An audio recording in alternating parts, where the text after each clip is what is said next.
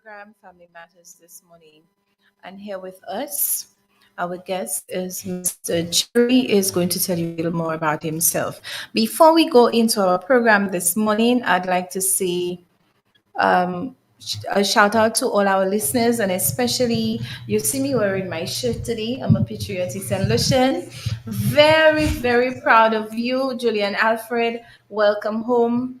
And of course, everybody go out there to support our very own Julian Alfred. I will be at the stadium after, so please feel free to join. Thank you again. So I will pass it over to Mr. Cherry. I will allow him to introduce himself and also tell us his topic for today, the topic that we are going to discuss. Thank you. Over to you, Mr. Cherry. Okay, good morning, everybody. So, my name is Leon Cherry, and I work with a few organizations. So, I work with the Caricope Wellness Alliance, which is a regional um, counseling practice. Um, we see clients from different Caribbean islands. I also work with Insight Therapy Counseling Service in St. Lucia. So, we are a local counseling practice in Viewfort. And finally, I recently joined the Coalition for the Decriminalization of Suicide in the region. And my topic today is speaking on the case for decriminalizing suicide in the region. And when I heard that topic and when I shared it with some of my friends and my family members, um, two questions always come up.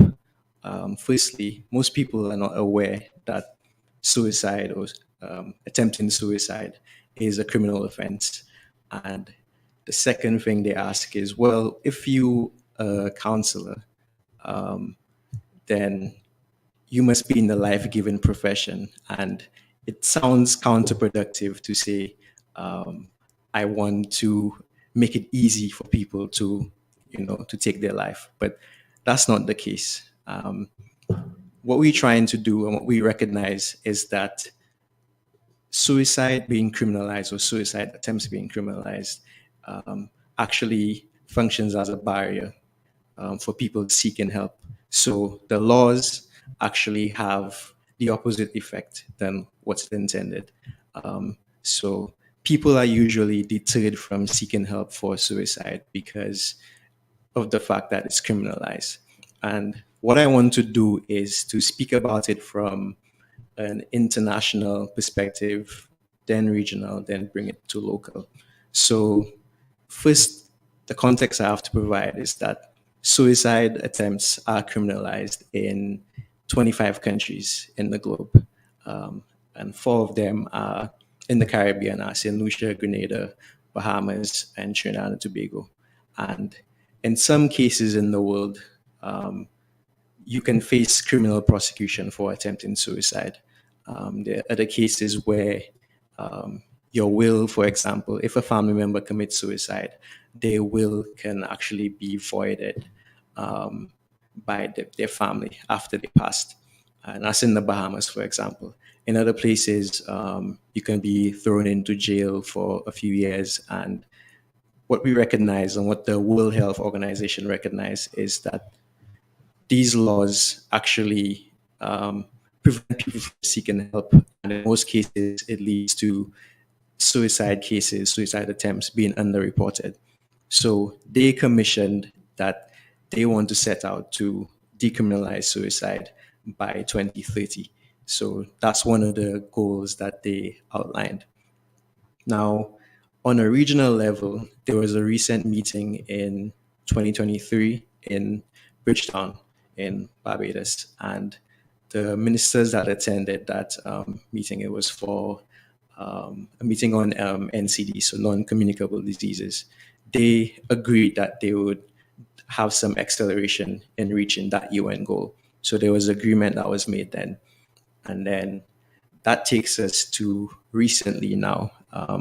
Earlier in the end of April of this year, there was a workshop that was held between various regional mental health advocacy groups and some international partners. So PAHO, Life9 International, United for Mental Global Health, and also the International Association for Suicide Prevention. And that workshop was centered around that issue. How do we address suicide criminality in the region? And that led to the coalition being formed, which I'm a part of. And the goal that we set out to reach is that we want to decriminalize suicide in St. Lucia, Grenada, Bahamas, and Trinidad. And recently, what we realized, because one of the ministers from that country, Guyana, they actually decriminalized suicide in 2022. And one of the health ministers from Guyana actually spoke at that conference, and he said he gave a background as to why there was a push. Now, in their local context, they realized that they had high rates of suicide and that the laws were actually a barrier to people seeking help, and it exacerbated the problem. So what they did was they commissioned to have the laws repealed and replaced. So it was passed in November 15th, 2022. And what took place with the law is that they repealed one of the old laws, which are old colonial laws in the region. And they put in place a series of measures to ensure that they actually work to reduce their rates of suicide. One of them was to set up a national suicide commission, which was responsible for, actively fighting suicide rates in the country.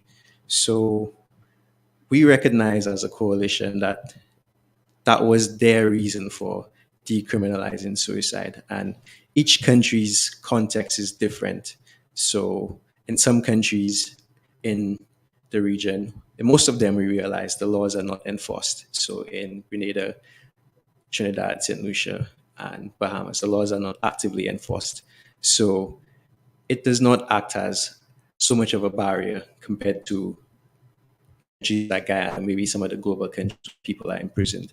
But what we're saying is, in the least, it's clear from the World Health Organization that criminalizing suicide, what it does is it upholds the stigma around suicide.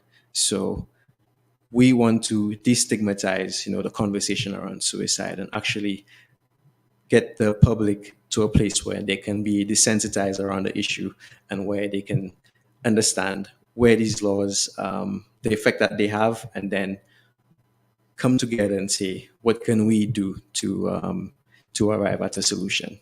So You've given us a lot of information. Thank you so very much, Mr. Cherry. So you say about decriminalizing suicide.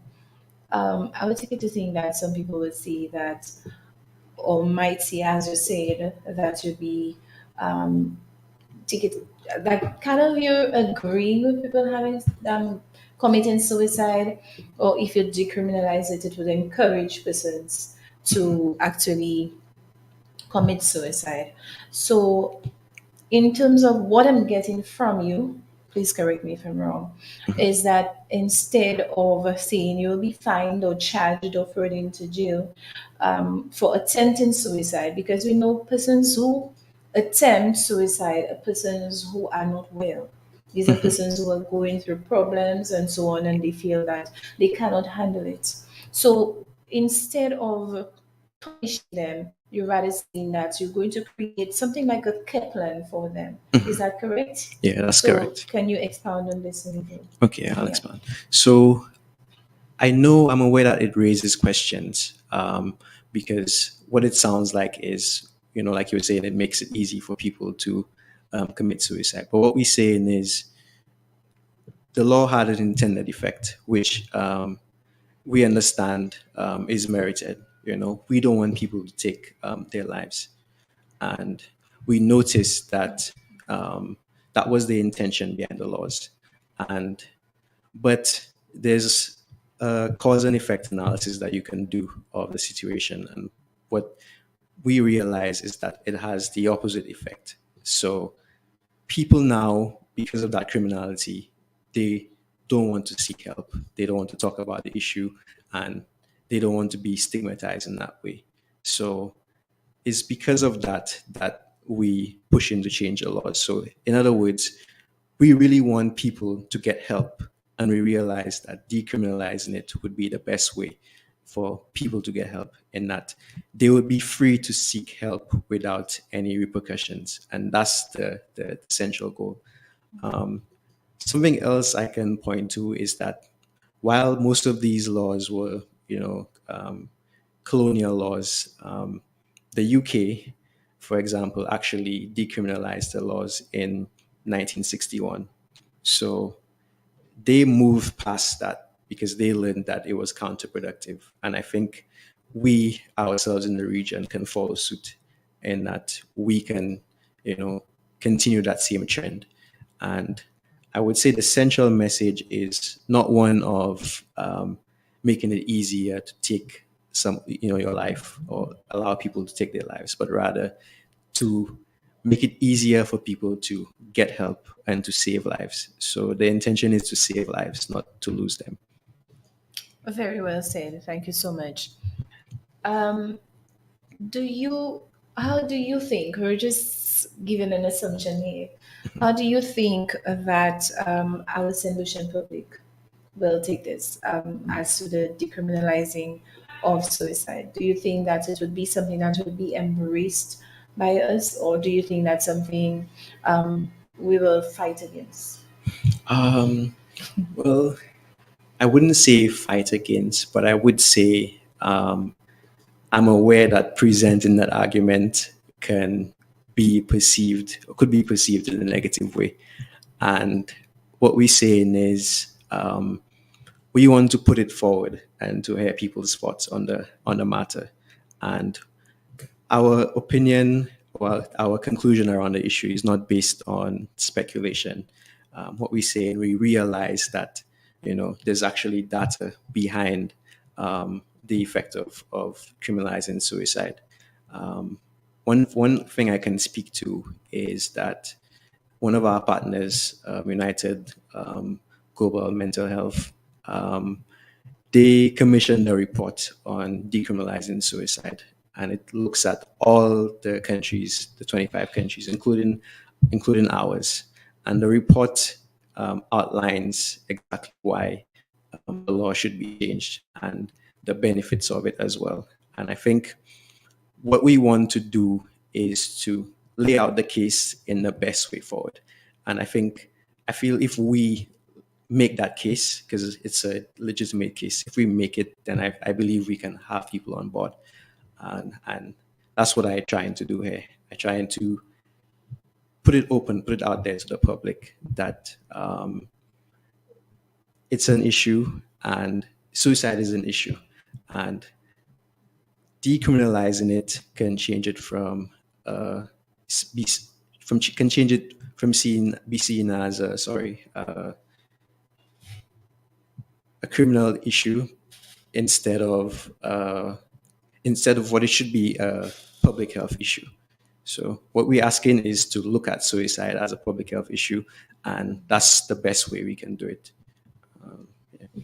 Definitely a public health issue, because I certainly believe that anybody who commits a suicide is an unhealthy person. And when we look at health, we don't just look at physically, we look at mentally, emotionally, and all as well. So somebody who commits suicide definitely would have a mental issue. And of course, if we go out there and we educate the public, which is very important, we sensitize everyone on what you're trying to do, I think, of course, it will be well received. Because speaking with you and getting that, we want to create a Kepler instead. Because, okay, you take this person and you throw into jail, then what exactly are we doing? It's like compounding the issue even more. Because if I have a problem and I am just taken and thrown into prison, I will be afraid, as you said, to come out there and report, or my family will be afraid to come out there and report that I even attempted it. But chances are I may go out and do it again, because did I get help? No, I did not. Okay, so having a care plan, as you're saying, to decriminalize it and have a care plan as to the persons who come forward. Who are some of the stakeholders do you think would be able to help with that care plan, or you are going to bring on board to be part of that care plan? Okay. Well, I think for one, it would involve parliamentarians. It would involve different youth-led organizations. It would involve social workers, mental health practitioners. It would involve people with lived experience.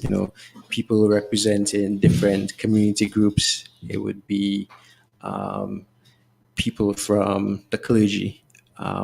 Because what I realize is that for us to make the case, I think we have to understand how different sectors of society is affected by suicide, how they deal with it, and their experience with it. And I don't think a comprehensive plan can be put in place excluding these people. So I want to make it clear as a coalition that we don't want to take an adversarial or a stance where we dictate into these stakeholders what they should do.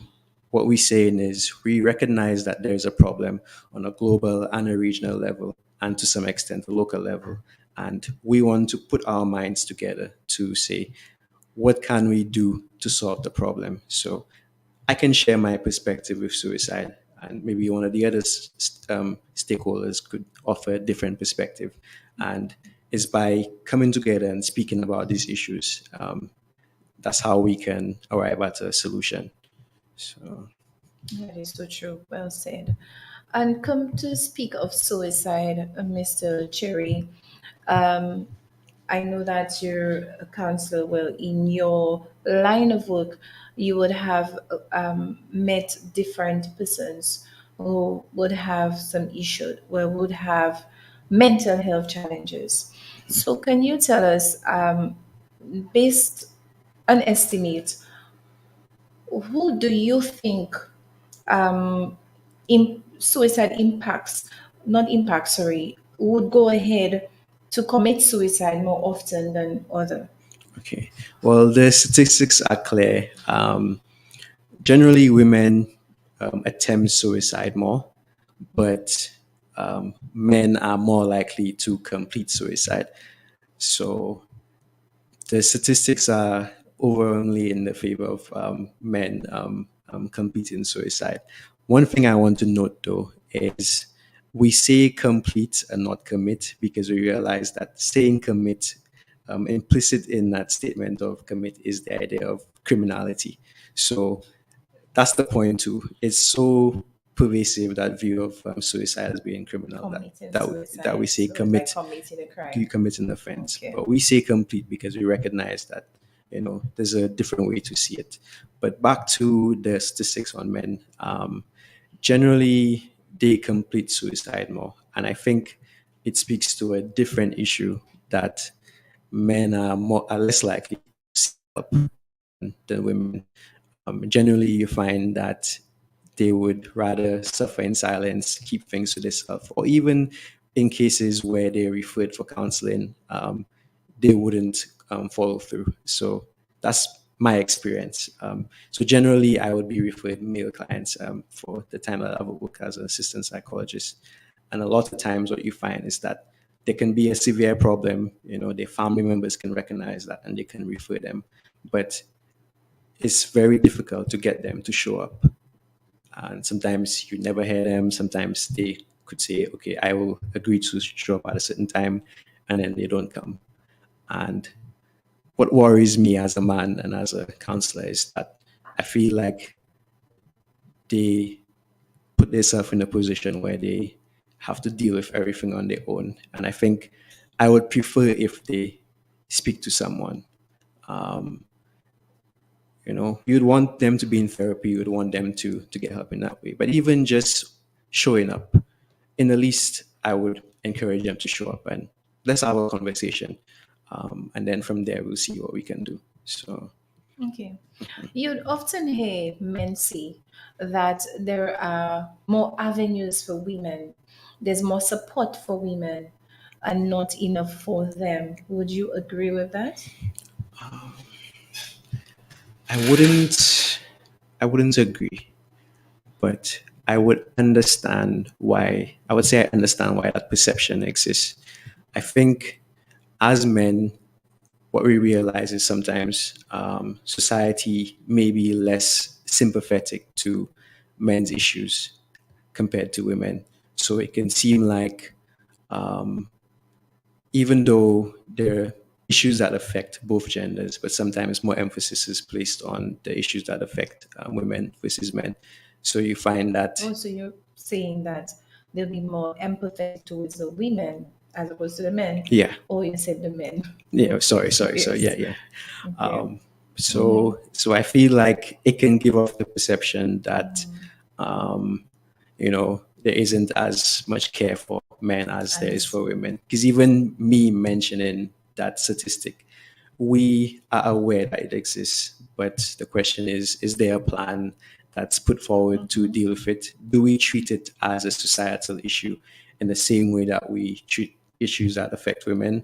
And I think that's where the perception comes in. But we as counselors, in my profession, we don't discriminate. And so we want to make it clear that, you know, you're free to come in, you're free to seek help, and it's a serious issue to us, regardless of your gender. So that's where.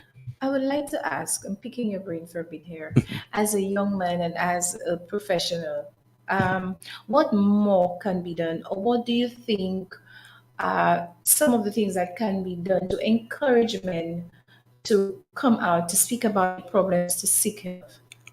Okay. Well, what I would say is I think we have to look at the origin point or the one of the contributing factors of why they are less likely to seek help. I think well, it's clear to us that we socialize to be breadwinners, to be, pillars of our family, to be the ones that you can come to problem solve. And I think what's signaled to us by our parents or mothers and fathers is that, you have to be the one to help. You should be the one to help. And you should be able to do that independently. So that's good in that we have that expectation, but I think the downside to it is that because I see myself as needing to help or being that pillar, it would make it hard for me to ask for help, because what I don't want to do is to burden the people around me that I'm responsible for. So let's say you the only man in a household with a single mother and maybe your grandmother. You would want to have that level of fortitude or support for them. And you may be struggling with something or, having some difficulty. One of the thoughts that can come to your mind is, I don't want to burden them with that, because as a man, I should be the one that they can count on, not the other way.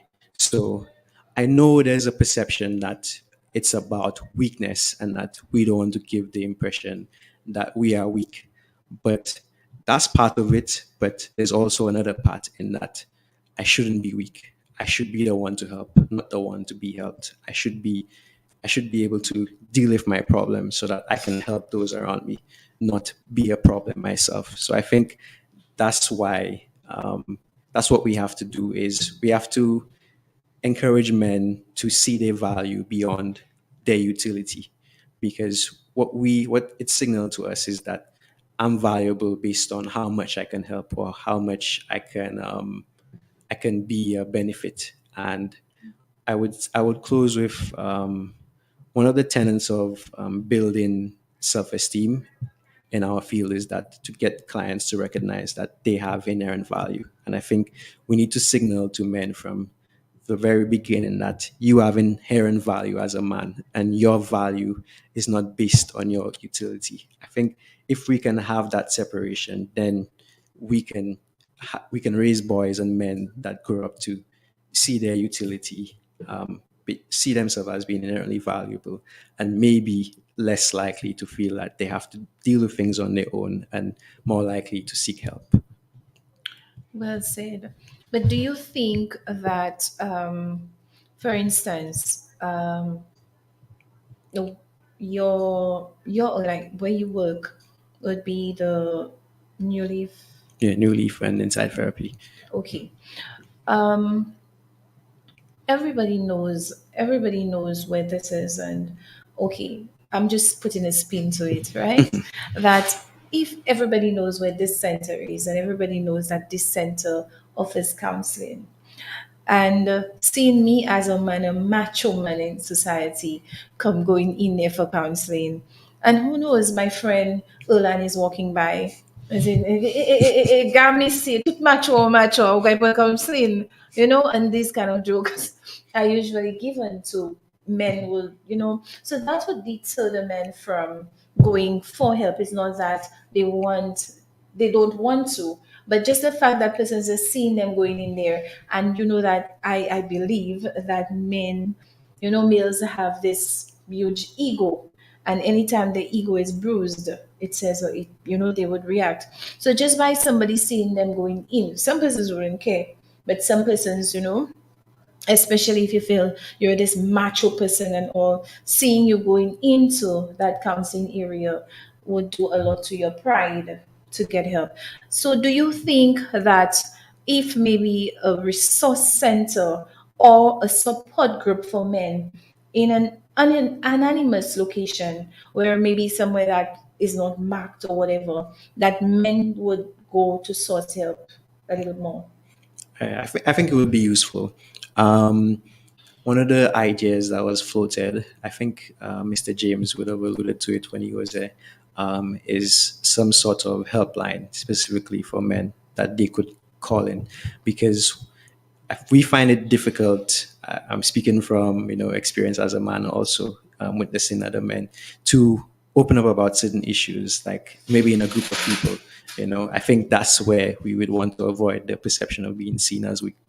But if there's a space that you can come into and maybe speak to someone without, with anonymity, I think that could help. In terms of the support group, I think what we need in the community is to bridge the gap between older men and younger men. And I think beyond a support group, there could be maybe an organization where the older men, maybe of different professions, come and they act as mentors, or they do trainings in certain trades or stuff like that. Because sometimes what can happen is you have some men, and we have a high rate of single parent families in the Caribbean. You have a lot of men who don't know their father and don't have any like role models present. And what can happen is they navigate the world without knowing how to function like as a man in the world. And I think having some sort of having the gap bridge between older men and younger men could solve that, in that we could learn how they navigated the issues, how they deal with it as older men, how they deal with the fact that it's difficult to seek help, and we could learn a lot from them. So I think that's a solution that could help. Definitely. And what would you have or you can advise a family to do in the event that, again, we're going back to, if they report that, a family member wants to commit suicide, as you said, you know, it is, it is an offense. So if a family member is trying to commit suicide, they reach out to a counselor. Yes, we are mandated to report, we know that, and we will. But I'm just asking, how would you guide a family member? What would you have them do to sort of de-escalate the situation, or even try to curb it or prevent it from happening again? Okay. Well, I remember something Mr. James was talking about when he was there, is that sometimes it can be difficult for family members to deal with something like that. And what he was saying was, and I would say the same thing. Um, One, I think to be sympathetic to what happening with them. I think sometimes we can be very, abrasive with people that have struggling with mental health. Why are you complaining? Just so you want to kill yourself? To you. Like we can, not that we want to really burden them, but sometimes it's like we react out of fear because we want the best for them. So I would say, one, you can refer them to the helpline. we can refer them to the helpline. So the helpline is 203, and they can call in, and also they can get free counseling if they need it. But beyond that, I would say we have to check on our people, especially men. I would say we find it easy to mask, what we're going through, and sometimes people don't really know what's going on, and so we have to make an effort to reach out to, the men in our families or even everybody in general, and to do a regular check-in on them. Give somebody a call, give somebody a message, ask them how they're doing, and ask them, give me the long story. That's something that I would like to say, not everything fine. Give me the long story. And I would say just being our brother's keepers, could be a solution. But when you feel like it's difficult for you to handle on your own, I would say you can refer them to get help, because these people can actually guide you on how to deal with your family members. So yeah. Definitely. And something else I spoke about in previous shows to bring it again. When, for example, you find certain people, like two guys are having a conversation, and the guy would maybe come to their friend and relate something to them, let them know that things are really tough by them, and lately they're not even sure how to cope and so on. Most times, and please correct me if I'm wrong, gentlemen, most times you find a man will tell another, Kasi, you can handle that, man. You're a man. You can handle that. Everything will be okay. Just toughen up. You're a man. You can handle that. Less times would you hear a man who tell you that another man send them to get help. Less time that you'll get a man telling you that, the other man tried to encourage them to speak out about what is wrong. More or less, it's almost like they're cut off and be told to toughen up. Am I correct? I would say, in my experience, no. In my experience, I feel like we as men can be more sympathetic to each other. I can speak from experience with my friends. If I was to maybe send a message to one of my friends now and say, "Boy, I going through something," there's a high chance. I guess I can guarantee that they will listen. We always, I speaking for like my friends, we always make an effort to to call each other, check on each other, that kind of thing, and there's never that sort of toughen up kind of language being used between us. I think even more, I don't think I've ever heard any of my friends say to me, you complain about that, so many times. That's never the case. It's always that they listen. And I find from my experience that, they're actually less likely to say that. And I would say that language, sorry to say, might more likely come from women than from men. So that's my answer. Okay. I'll beg to differ, but yes, because it strikes me that twice I have been privy to gentlemen speaking, and they would say that, you know, listening to them in certain situations, that, had I known a situation where there was an accident and said, I told him to give me the keys and he did not. Had I known, he said he was okay, so I let it be. Or he said he wasn't okay. I should have taken that weapon had I known, and I turned away. Um, I find in certain situations, again, I'll go back, and maybe it's not about any your sex or your gender or whatever, but just based on the situation itself, where we need to be a little more persistent. We need to be a little more caring. And of course, even we can lament about a care plan, where what we can do in certain situations. Because this is why I brought it about that somebody says, they're going through something and they're speaking to you. You don't find out, you don't keep them talking and get it out of them. Whereas you would just say, okay, you can handle that. All right, so I'm leaving now. And only to know when you turn your back, something happens. So, can you give a little on that in terms of a care plan and what can be done in a situation where somebody's presenting with certain issues that you're very concerned about, whether they're drunk or whether they're suicidal, whatever. What's a care plan that can be used in a situation like that Okay, so when you say care plan, you mean like on an individual to level or society? diffuse the situation, prevent something from happening? Well, I would go back to referring them to different mental health services, but beyond that, I would say um, the signs can be hard to spot. When people are going through something, and that's the thing.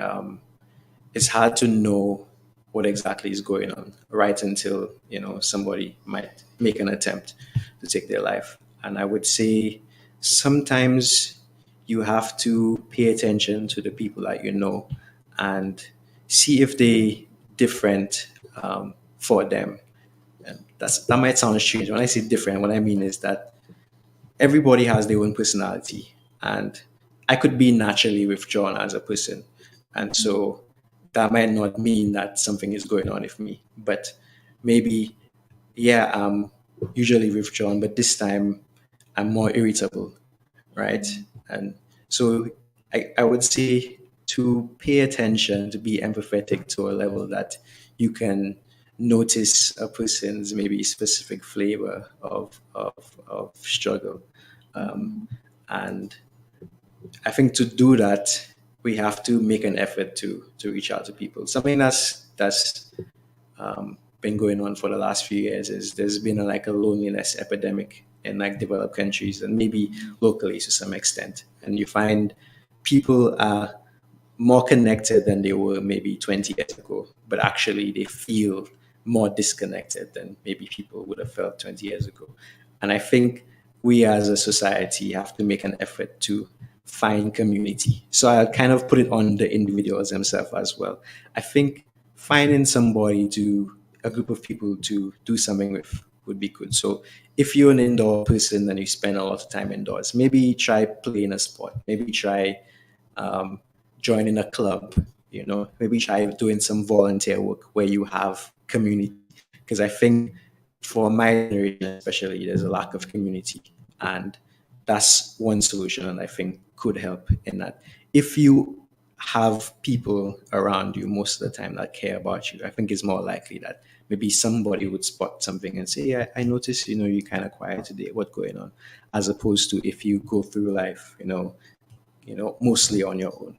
So Okay. So you're saying maybe we could have a lot more, say, community groups, because we know that this device, the phone and the tablets, have taken away socialization, where persons rather stay on their phones than to speak to somebody or to go out there to be around persons, to socialize and so on. So if you have like community groups, you have your own in friendships, because not everybody would want to go out, like you're saying, and reach out to others. yeah. Very well said, Mr. Cherry. Thank you. So, do you think that it is persons who attempt suicide as some form of a mental challenge?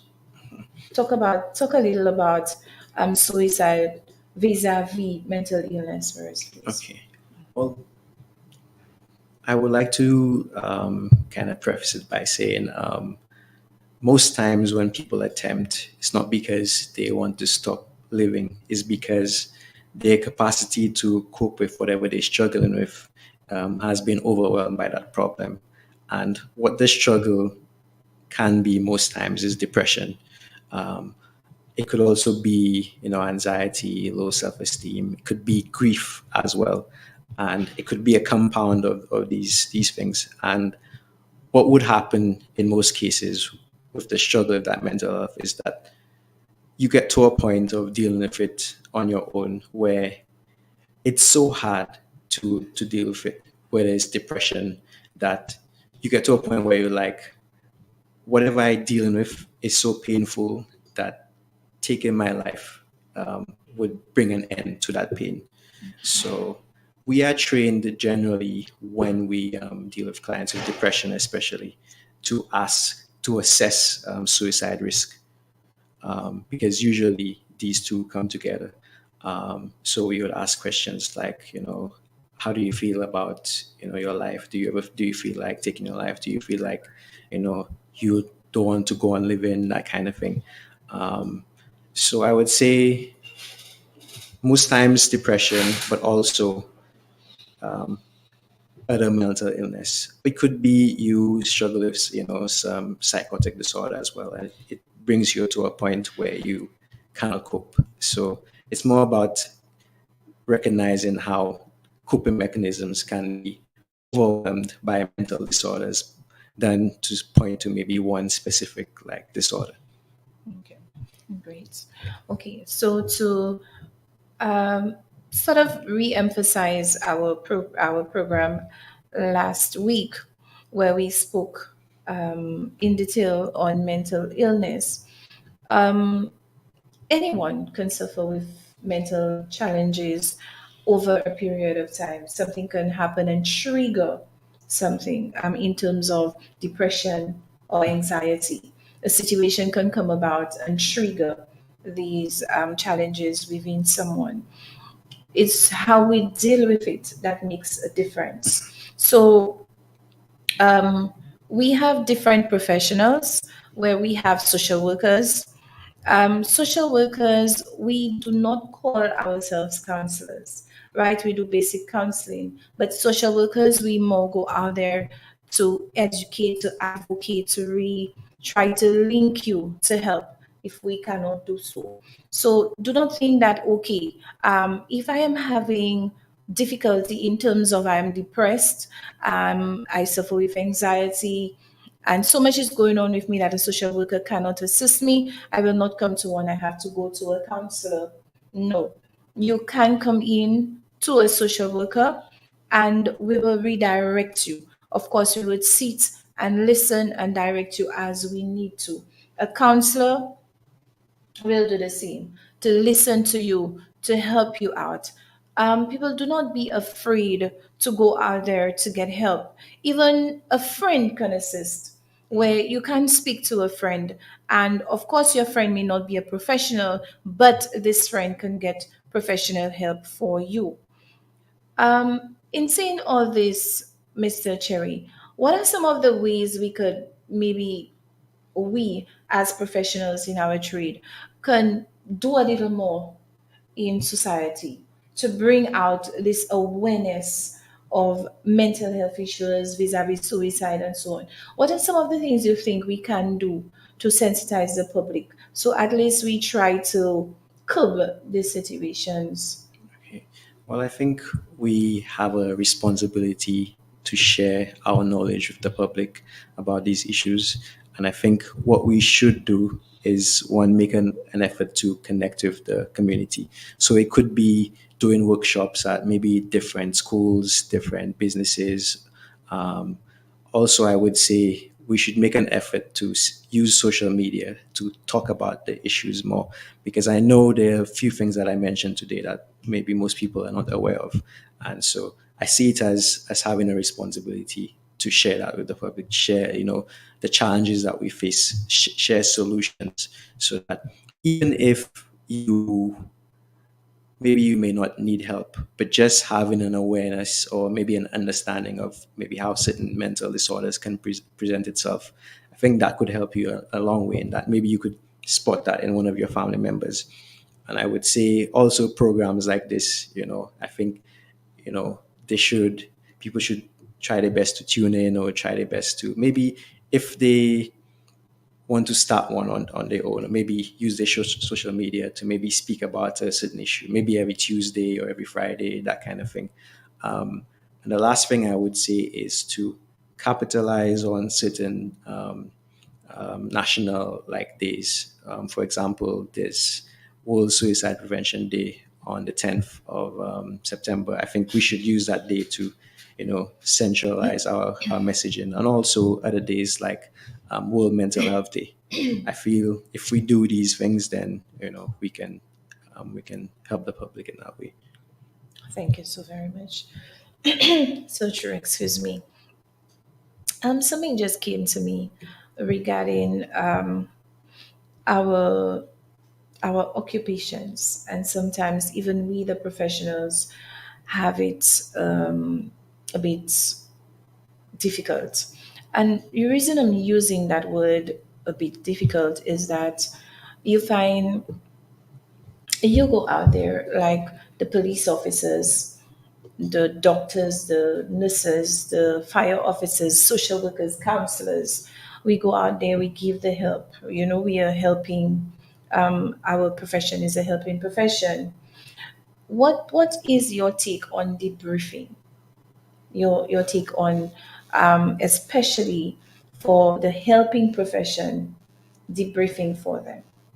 Okay. Well, what I would say is I feel we should make a stronger effort to train these different people that are in the helping profession, sorry, on dealing with suicide. I think one of the things that we can maybe do is maybe have a day, maybe once a year, where we have a training on something like risk assessment, because that's one of the things that we have to do when clients come in. You know, what is your risk of suicide? It could be, in addition to that, it could be training on safety planning. It could be making them aware of different resources. Um, and so I think that's something that we can do. Um, Getting them to a place where they could deal with suicide probably in a more effective way, or other mental health issues as well. Well said. I strongly believe that counselors should be made available, especially to the police force, where they deal with a lot of traumatic events. Also to the police force, and when I say counselors, highly trained counselors who are trained in debriefing sessions, because if it's not done properly, sometimes it may create more harm than good. So I believe that St. Lucia can invest in this, where we can provide the police force their own counselors, the fire officers their own counselors. Within counselors and social workers, we can identify each other because we are trained to get the briefing from each other. But especially these, like even the nurses as well, the nurses and the doctors, to have the counselors in place to do the debriefings for them, because I find it's very important. Because if you look around, when we talk about like traumatic events, how it goes into, and this could be part of reasons why people resort to suicide as well, because certain traumatic events that they did not deal with, it starts manifesting itself, and later on, of course, deals with so much. Yeah, I agree. I think definitely we could um, do more on that part. I think something that we recognize in the profession is that there are deficit of mental health professionals, on the island, in the region. And I mean, I've had conversation with officers, and they would say, we need more counselors, we need more people to deal with certain things. But sometimes the people that would fulfill that role are not there, or maybe the people that we would expect to do it, they can be spread between so many different areas that it's hard. So I would say I would make a call for more professionals in that field, maybe more for more young people to join that field, study psychology, social work, because the help is needed. I would say for sure. There's this perception that psychology is not needed, and I can tell you, being in the field for the little time that I have been, that's is the opposite. So Thank you for that. And not just study, young people study, because I have a very big problem with that. When persons go out there to study, are the jobs available? So the powers that be, we need to make the jobs available for the young people when they have trained in the certain areas and they come out there to get the jobs, because we could see that there are social workers are needed, counselors are needed, but you go out there and you do your studies. When you come back, do you get the job? You know, can you easily fit in somewhere to do social work, become a social worker? counselor. So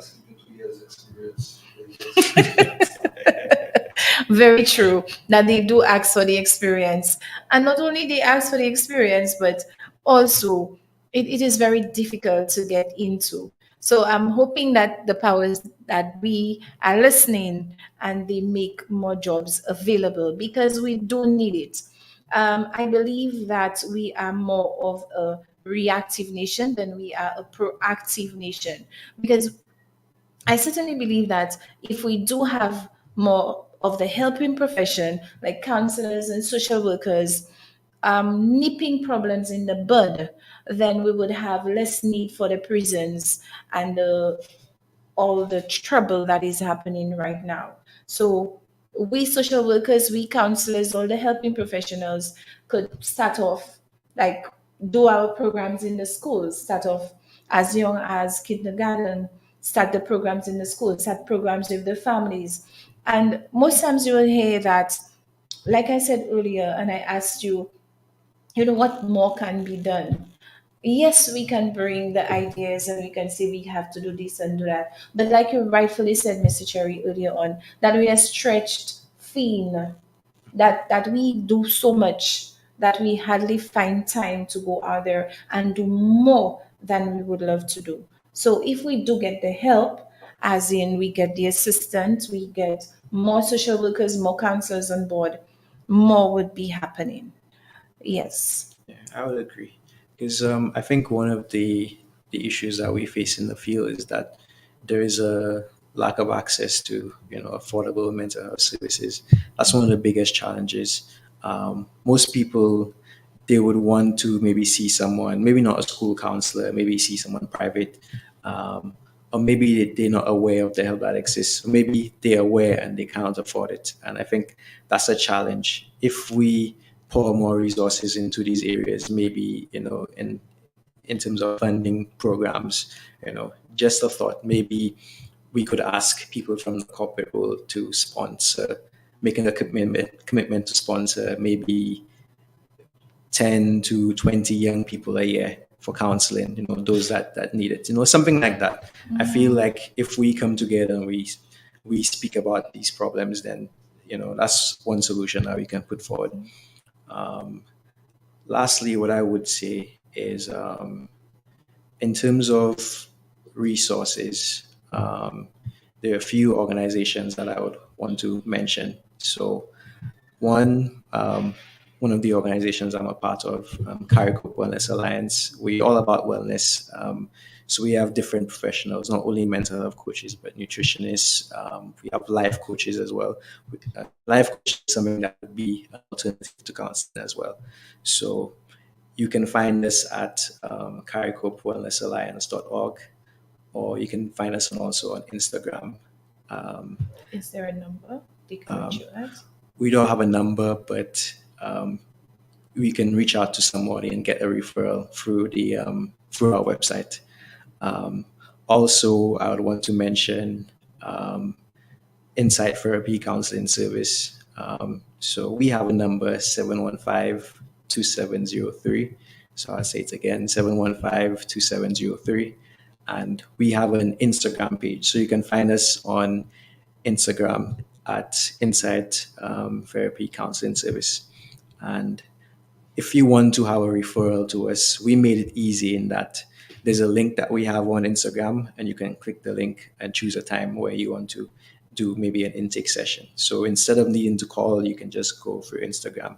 And the last thing I would want to share is there's a directory, online directory called On Young Caribbean Minds.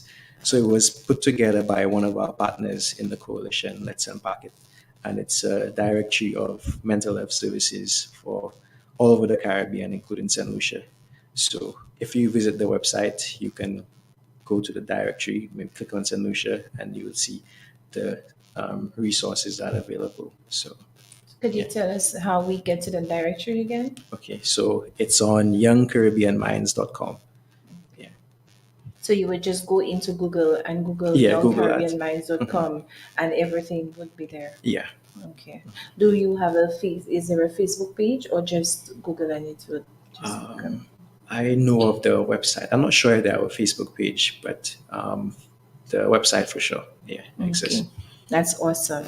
At least we are getting somewhere. But what I would love to see, that every constituency have somewhere that offers some bit of counseling, somewhere that somebody can walk in to say, okay, I have this issue and I need to get help.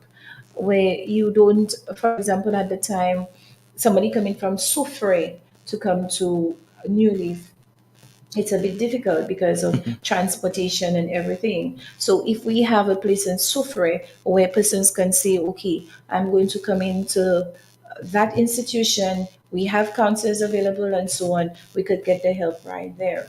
Because by the time of taking a bus and all, and already you're feeling down, you're feeling depressed and all, it takes a lot. So if we were to have, institutions like in different constituencies, that would, I believe it would help to curb some of this mental challenges we have, the mental situations, the suicide situations that we have. Just my opinion. Yeah, I would agree, and I would also add that we at CariCope and at Inside Therapy, we do online therapeutic services.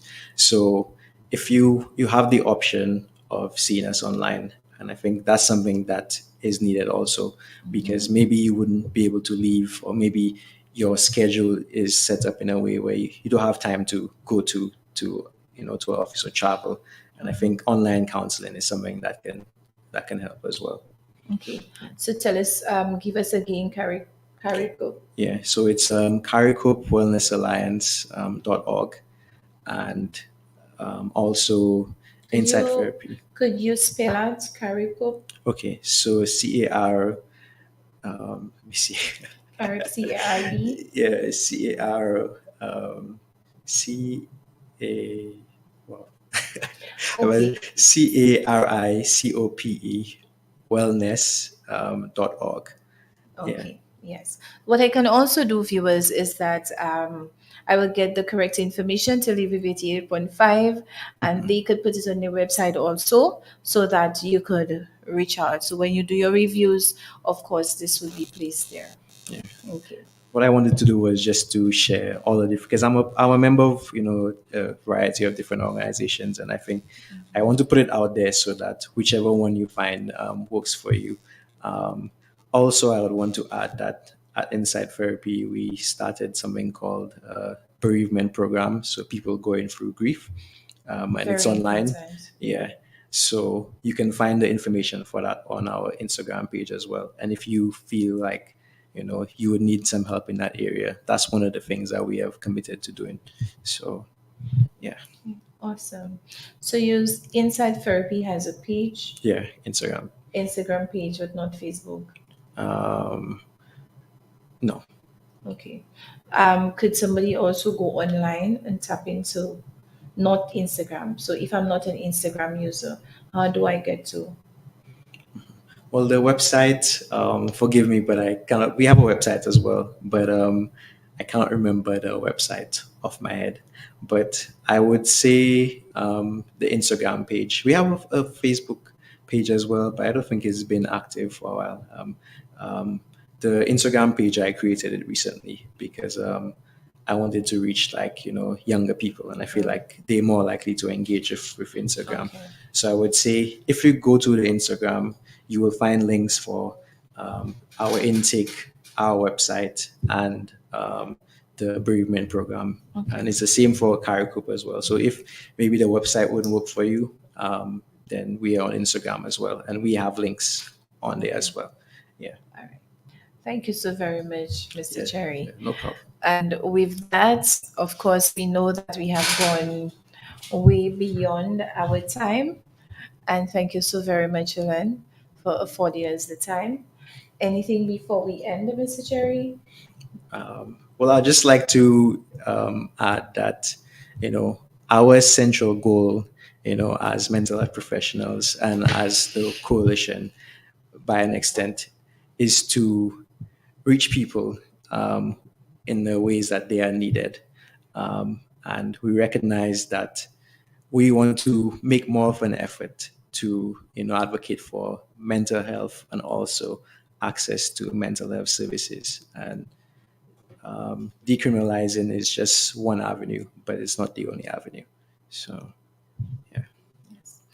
Thank you for that. And we will be inviting Mr. Cherry back on this show to give us a lot more information, especially when it pertains to decriminalizing suicide.